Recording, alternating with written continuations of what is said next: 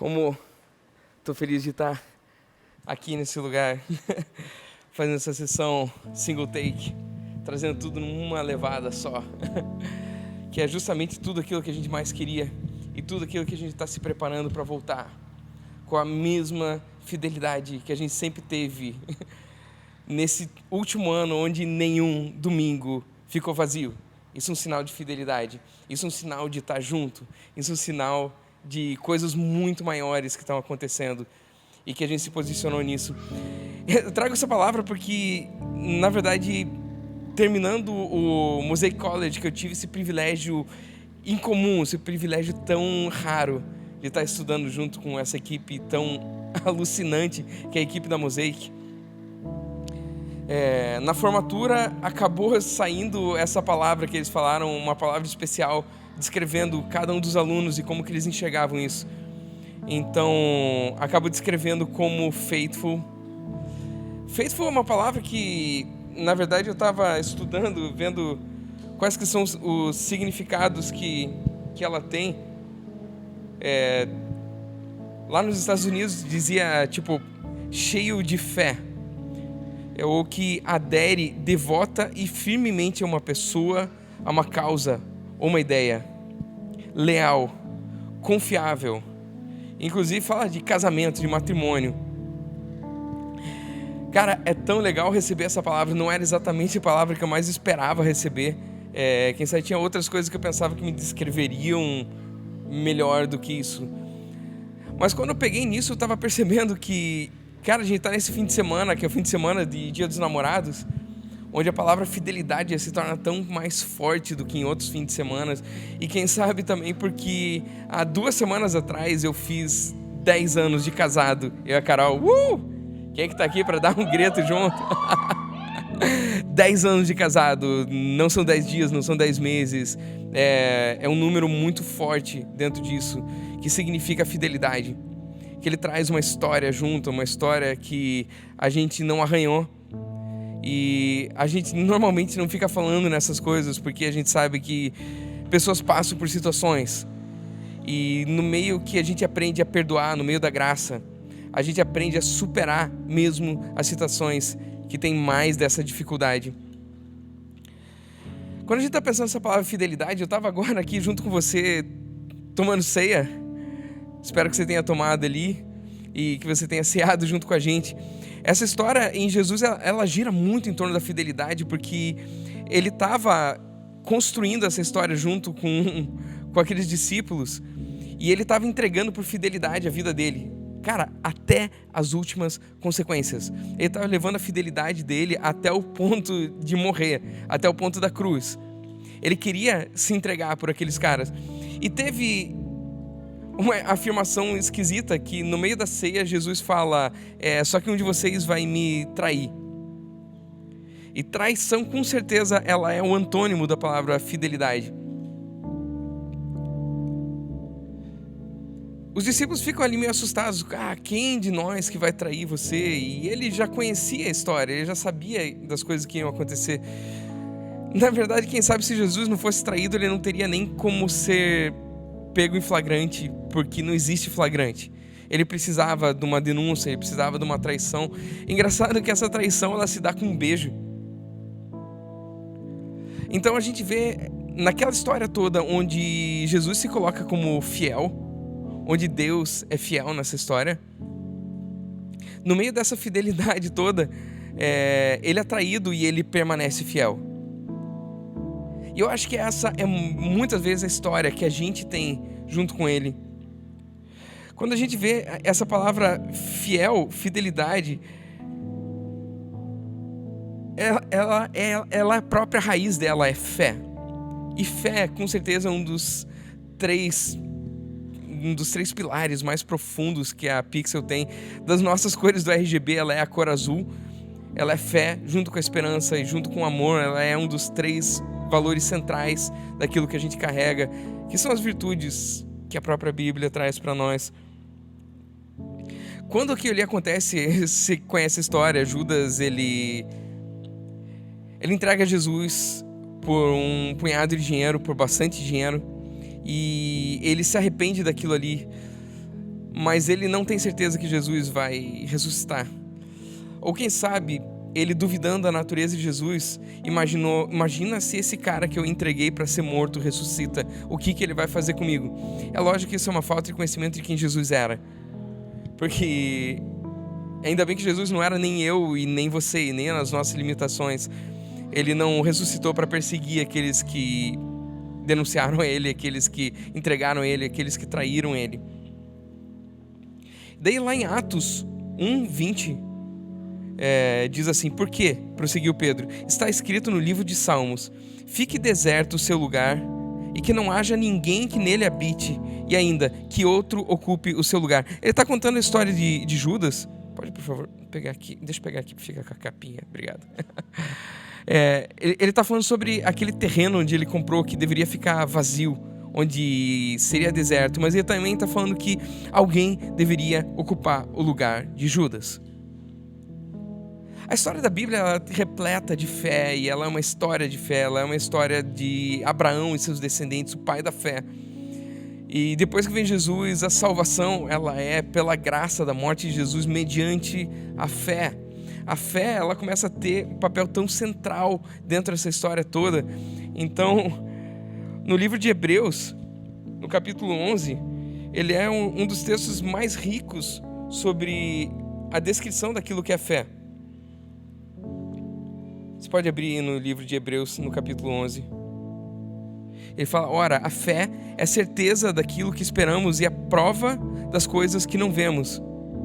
Pois foi por meio dela que os antigos receberam um bom testemunho. Olha que legal. Quando fala de fé, ele está falando sobre bom testemunho. Quando ele fala de fé, ele fala de alguém que passa uma vida de bom testemunho, passa uma vida de bons valores, passa uma vida de uma boa mensagem. Isso está sempre atrelado à fé. Pela fé, entendemos que o universo foi formado pela palavra de Deus, de modo que aquilo que se vê não foi feito pelo que é visível. Essa é uma das perguntas que eu quero deixar para você pensar e ver se você consegue imaginar o que é a fé.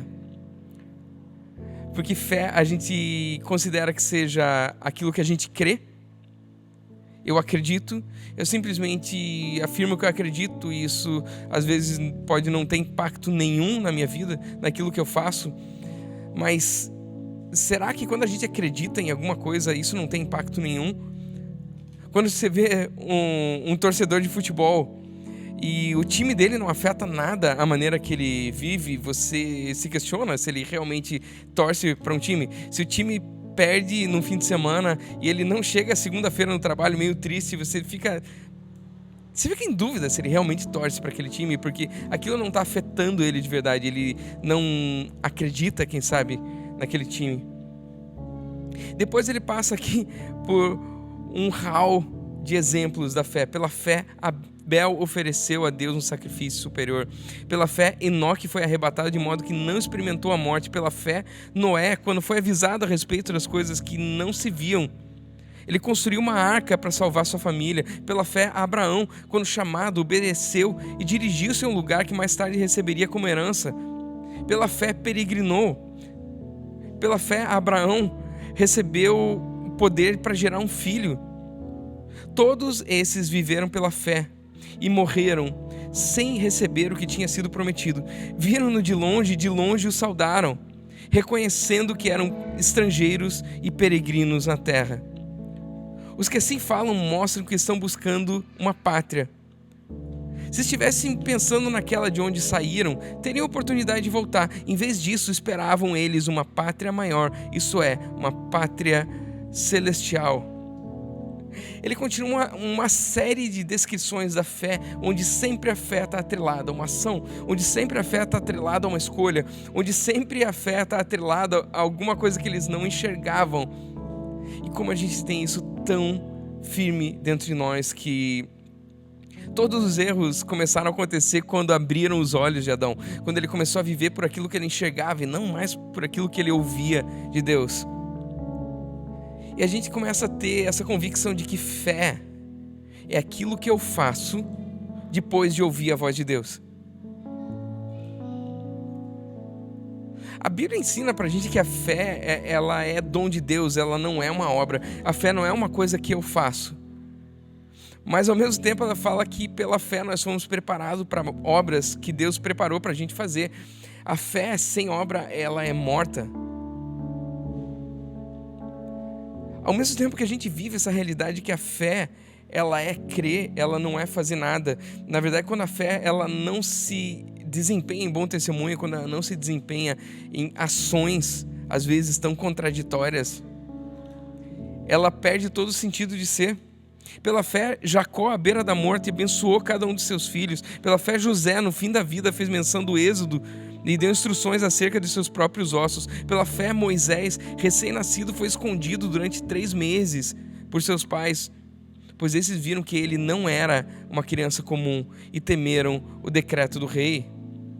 Pela fé, o povo atravessou o Mar Vermelho. Pela fé, caíram os muros de Jericó. Pela fé, a prostituta Raabe, por ter acolhido os espiões, não foi morta com os que haviam sido desobedientes. Que mais direi? Isso aqui, versículo 32. Não tenho tempo para dizer de Gideão, Baraque, Sansão, Jefté, Davi, Samuel e outros profetas. Houve mulheres que pela ressurreição tiveram de volta os seus mortos. Uns foram torturados e recusaram ser libertados para poderem alcançar uma ressurreição superior. Outros enfrentaram zombaria e açoites e ainda foram acorrentados e colocados na prisão, apedrejados, cerrados ao meio, postos à prova, mortos ao fio da espada. Andaram errantes, vestidos de pele de ovelhas e de cabras, necessitados, afligidos e maltratados. E do jeito que a Bíblia define o fiel, o faithful, aquele que é leal, ela fala assim: o mundo não era digno deles. O mundo não era digno desses que tiveram fé. O mundo não vai ser digno de você quando você estiver caminhando pela fé. Eles vagaram pelos desertos e montes, pelas cavernas e grutas. Todos esses receberam bom testemunho por meio da fé. No entanto, nenhum deles recebeu o que havia sido prometido. Deus havia planejado algo melhor para nós, para que conosco eles fossem aperfeiçoados. E fala aqui, nenhum deles recebeu o que havia sido prometido. Isso aqui é tão conflitante quando a gente está guiado por uma promessa e a gente vê que esses aí, nenhum deles recebeu a promessa total. A promessa do lugar onde você vai morar, onde Deus vai te levar para morar na eternidade, você não vai alcançar nessa vida e tá tudo certo. Tem promessas que elas não são para o indivíduo, tem promessas que elas são para o corpo, tem promessas que elas são para todos ao mesmo tempo. Para a gente entender isso, em Provérbios 9, 10 e 12 diz que o temor do Senhor é o princípio da sabedoria e o conhecimento do santo é entendimento. Pois por meu intermédio os seus dias serão multiplicados e o tempo da sua vida se prolongará. Se você for sábio, o benefício será seu. Se for zombador, sofrerá as consequências. E Efésios 2, 8, 10 diz: pois vocês são salvos pela graça, por meio da fé, e isso não vem de vocês, é dom de Deus, não por obras, para que ninguém se glorie, porque somos criação de Deus, realizada em Cristo Jesus, para fazermos boas obras, as quais Deus preparou antes para nós as praticarmos. Aqui ele está falando que pela graça Ele te capacitou a fazer algumas coisas que você não conseguiria fazer sem a graça. Ele está falando que a graça, ela é ativada mediante a fé, que a tua fé transforma a graça de Jesus em salvação para você. E essa fé, ela vem de ouvir a palavra de Deus, ela vem de ouvir e ouvir, e eu te desafio. Eu não quero te desafiar, porque se você parar de ouvir, a própria Bíblia diz que você vai perder a fé. A fé vai fugir de você. A fé não vai ser algo que vai estar com você, porque ela vem de ouvir e ouvir e ouvir a palavra de Deus. Logo, ela é dom de Deus, é Deus se manifestando em você, porque você ouve, você é aquilo que você come, você é aquilo que você ouve, você é tudo aquilo que você consome. E quando você para de consumir a Deus, você vai se tornar aquelas outras coisas que você estiver consumindo, que não são Ele. Isso é completamente dom de Deus, e não fui eu, nem você, que fizemos ter essa fé. Mas ele continua falando que somos criação de Deus, realizada em Cristo Jesus para fazermos boas obras, as quais preparou para nós as praticarmos. Isso aqui está tão ligado quanto a fidelidade. Fidelidade normalmente está ligado quanto a algo que a gente faz por alguém. Assim como fidelidade também está ligado a algo que a gente não faz por causa de alguém. A fidelidade, ela está dentro das ações, mesmo dentro dos pensamentos, mas ela está dentro das ações. E é ali que faithful começa a fazer sentido pra gente. Quando a gente começa a entender que pela fidelidade, pela lealdade que a gente tem com Deus, pela lealdade que a gente tem com as pessoas que Ele colocou no nosso caminho, que muitas coisas começam a ser desatadas na tua vida, que elas começam a ter um movimento para frente, e que essa sabedoria ela vai gerar dias mais longos na nossa vida. Ela vai fazer com que você viva por mais tempo. Para que eu vou viver por mais tempo? Esse é o problema, para os outros. Você não vai viver mais tempo para si mesmo. E se você tentar viver para si mesmo, os teus dias vão se encurtar. E mesmo que esses dias se prolonguem, a promessa de Deus é tão grande que você não vai atingir ela em vida. E tá tudo bem. Veja ali como que eles fizeram em Atos, que era que outro ocupe o lugar de Judas. E eu quero falar um pouquinho nisso daqui, sobre essa nova humanidade que ela vem surgindo através dessas novas gerações que Deus coloca. Eu vejo pela Bíblia toda que Deus ele não está tão preocupado com se você está vivo ou se você está morto. Ele está preocupado se você está com Ele. Ele está preocupado se você anda junto dele. Ele está preocupado se a tua fidelidade está dentro do coração dele e você mora dentro do coração dele. Judas não foi nem de perto o primeiro personagem que ele substituiu na história, mas nem de perto. Quando a gente vai vendo a história de Deus, ela vai evoluindo de maneira que na nossa cultura, a nossa cultura humana, ela precisa ser a cultura do perdão, onde a gente entende que a gente precisa perdoar aquele que a gente ama. E perdoar não é simplesmente esquecer, é resolver. Perdoar é você dar espaço para aquele que te ofendeu resolver a situação e transformar tudo na paz que excede todo entendimento.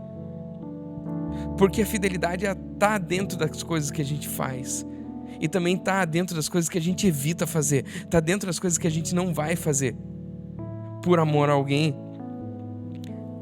Jesus mesmo diz que lá em João 4,34 ele fala que a minha comida é fazer a vontade daquele que me enviou e concluir a sua obra. Comida quer dizer força, comida quer dizer subsistência, comida quer dizer que fazer aquilo que Deus queria que eu fizesse é aquilo que me traz energia. A gente falou disso alguns domingos atrás. Quando eu amo o que eu faço, quando eu amo com quem eu estou fazendo, e quando eu amo o resultado daquilo que eu faço, isso vai gerar mais energia do que a que eu gasto no trabalho. E no fim das contas a minha energia vai terminar maior do que a energia que eu consumi para fazer uma obra, para fazer um trabalho, para fazer qualquer coisa. Em João 20:21, Jesus diz: assim como o Pai me enviou, eu os envio. Com essa graça, Ele te capacitou a fazer coisas incríveis. Quando Deus fala lá na Bíblia, no Velho Testamento, que Ele não divide a glória dEle com ninguém, é impressionante porque quando o Gili está fazendo alguma coisa que está dentro da capacidade dele, eu posso achar muito legal. Mas tem vezes que eu vejo ele fazer coisas muito acima da capacidade dele e eu enxergo Deus naquilo. A glória de Deus resplandece maior do que as capacidades que a gente tem, maior do que os talentos que a gente consegue fazer. E tem diversos resultados que, de repente, quando chega neles, a gente vê só Deus poderia ter feito aquilo ali. Só Deus poderia ter feito. Porque essa fé transformou a graça numa capacitação sobrenatural. Todas as vezes que me perguntam sobre propósito, acaba caindo em chamado, acaba caindo em dons e talentos. Isso é fruto da fidelidade de Deus para conosco. Ele é fiel, Ele é leal. E como filhos dele, Ele espera que a gente também seja fiel, Ele espera que a gente seja leal. Isso reflete a característica de pai para filho. E é assim que Ele é visto no mundo, através de fidelidade, através de lealdade. Faithfulness é algo central para Deus.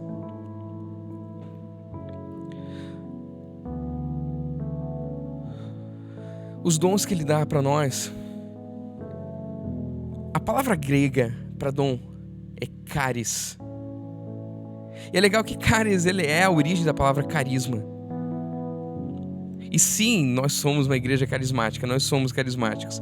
A palavra de Deus, ela fala através do carisma com as pessoas. Quando a gente exerce esse carisma, ele realmente chega no ouvido e nos olhos das pessoas de uma maneira muito diferente do que a tentativa humana chegaria para alguém. Romanos 12:6 diz que nós temos diferentes dons de acordo com a graça que nos foi dada.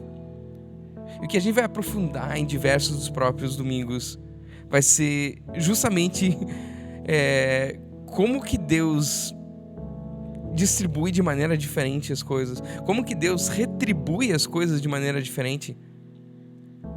Como é que funciona a fidelidade de Deus para comigo, como é que funciona a minha fidelidade para com Ele.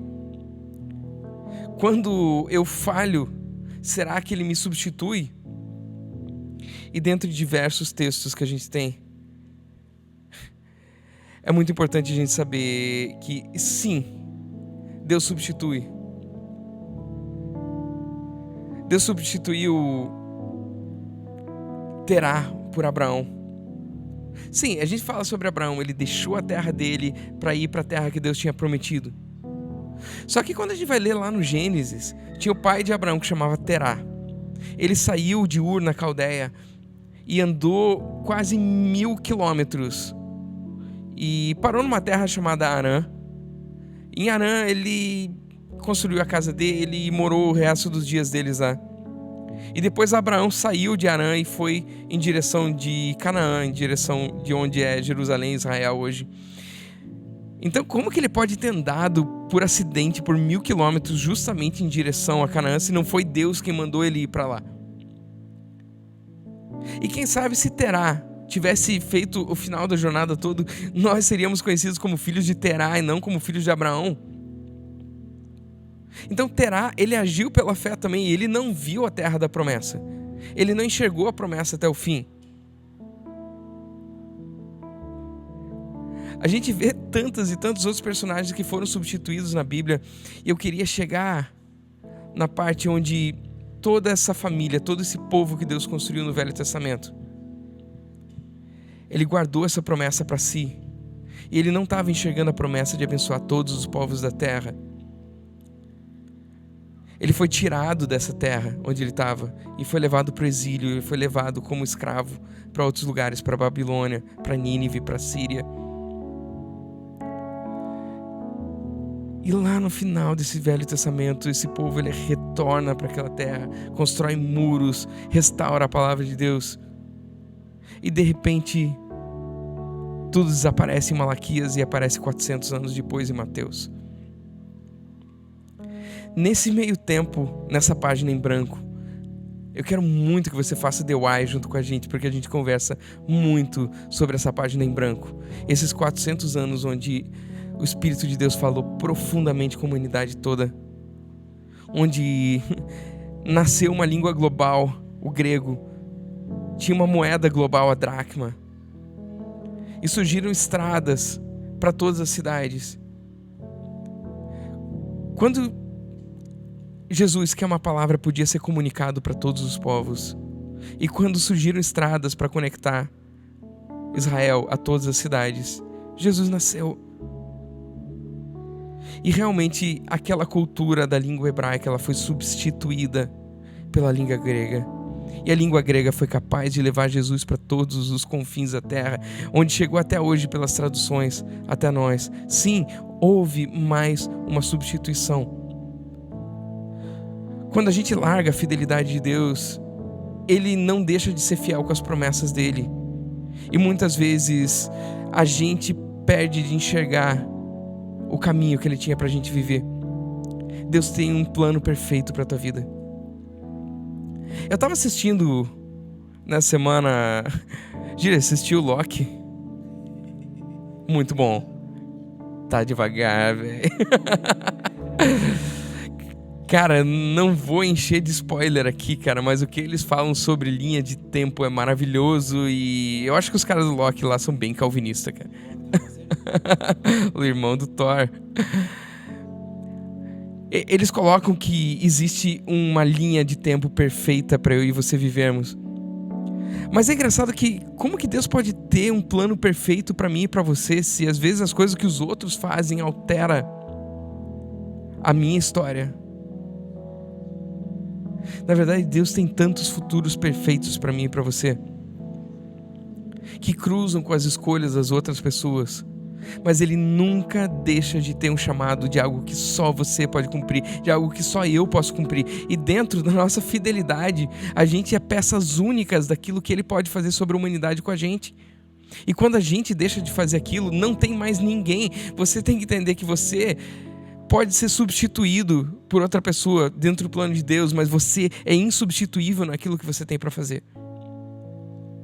E a fidelidade que Deus conta, que Deus precisa de nós, essa fidelidade acelera os planos de Jesus voltar. Essa fidelidade acelera os planos daquilo que Deus tem para mim e para você, para cumprir na nossa geração.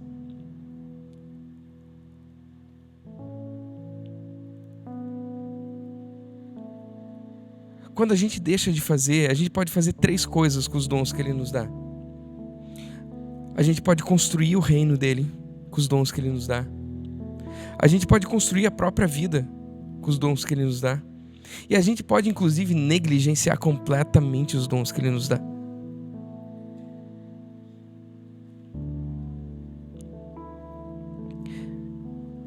Fé, ela é a certeza daquilo que eu não vejo, mas é também uma convicção daquilo que eu espero.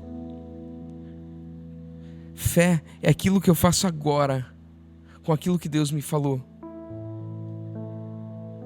E aquilo que eu faço agora é aquilo que gera esperança por aquilo que se espera. É assim que Ele mobiliza a mim, é assim que Ele mobiliza você. É assim que Ele mobiliza a nós. E é assim que Ele vai trazer essa fidelidade dEle vivendo no nosso coração, para que a gente seja fiel todo o tempo. Assim como Ele é fiel mesmo quando eu e você perdemos a fé. Naquele momento que a gente perde a fé, Ele não deixa de ser fiel comigo e com você. Assim como Ele também é fiel com os planos que Ele tem. Ele vai fazer as coisas continuarem andando. Às vezes a gente é substituído. Às vezes a gente é aquele que substitui alguém que foi substituído. Mas o reino de Deus nunca parou de crescer. Ele nunca parou de avançar. Ele é um reino que veio e Ele é um reino que está vindo. A gente não consegue entender muito bem isso na nossa linha do tempo. Mas na linha do tempo dele, Ele já te enxerga lá no final, na linha da chegada. É nisso que a gente te dá a oportunidade de cruzar a linha da fé. De entender que a fé, ela começa com uma declaração. Que a Bíblia fala que se você crer e com a tua boca declarar que Jesus Cristo é o Senhor, você vai ser salvo. E às vezes o primeiro passo, ele é algo tão simples quanto uma declaração. Só que declarar já é uma coisa que você faz em resposta àquilo que Ele te fala.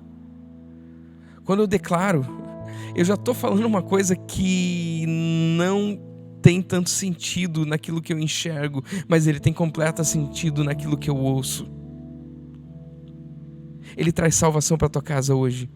Ele traz salvação para você hoje. Ele transforma a tua vida de dentro para fora e te capacita a fazer coisas que você nunca sonhou antes. Ele te capacita a viver uma vida que você nunca imaginou que fosse possível de ser vivida. Ele é leal. Ele é fiel o tempo todo. E você pode declarar e falar com a tua boca: Senhor Jesus, eu te entrego a minha vida. Fale com a tua boca: Senhor Jesus, eu te entrego a minha vida. Ele é fiel e justo para levar até as últimas consequências das promessas que Ele fez para você. E eu pretendo levar a minha vida em fidelidade até o dia que eu for substituído, não porque eu falhei, não porque eu parei, não porque eu desisti. Cada fracasso meu é um aprendizado. E o único fracasso real que pode existir é a desistência. Deus não vai me substituir nunca porque eu desisti. Um dia Deus vai me substituir porque eu morri. E essa é a maior honra que eu posso levar como fidelidade, que eu levei até o último dos meus instantes, naquele que é eterno. Repete comigo: Senhor Jesus, eu te entrego a minha vida, e fecha os olhos que eu quero orar com você nesse momento. Pai amado, muito obrigado porque existiu salvação nessa transmissão, existiu salvação nessa casa. Pessoas ouviram falar de você e reconheceram que você é o Senhor, entenderam que você é aquela chama que faltava dentro do coração. Você é aquele que entra e nunca mais abandona. Você é aquele que entra e continua trazendo fé na gente quando a gente ouve e ouve e ouve você falar o tempo todo. Obrigado porque aquilo que a gente ouve faz mais sentido do que aquilo que a gente vê. Obrigado porque você não é um Deus visível, porque os nossos olhos enganariam se a gente enxergasse você. Mas você é um Deus que fala e nos permite enxergar que você é infinito. Muito obrigado por nos adotar como teus filhos. Muito obrigado porque você tem uma herança enorme preparada para nós. E muito obrigado porque eu posso não viver os dias que você volta dos céus. Eu posso não viver os dias que a Nova Jerusalém desce dos céus. Eu posso nunca enxergar essa promessa. Mas até o último dos meus segundos, eu quero cair apontando para o lado certo. Muito obrigado porque você é fiel a nós. Você é fiel. Em nome de Jesus. Amém. Não deixa de entrar em contato com a gente. Manda um inbox. Se essa mensagem fez diferença para você, passa ela para alguém. Eu tenho certeza que ela vai transformar o coração de alguém. Isso é só o começo da série Faithful. Saiba que quando a gente não se mantém fiel, Ele substitui a gente porque as coisas precisam continuar andando, o reino dele precisa continuar avançando, mas isso não significa que Ele abandonou você. Isso não significa que os planos que Ele tinha para você ficaram por terra. Muito pelo contrário, eu quero junto com você desvendar os dons e talentos que Ele colocou em você, para que a gente enxergue o propósito, para que a gente enxergue qual que é o propósito que Ele tem para a nossa geração e por que você é tão único para Ele. Muito obrigado por estar conectado conosco. Valeu!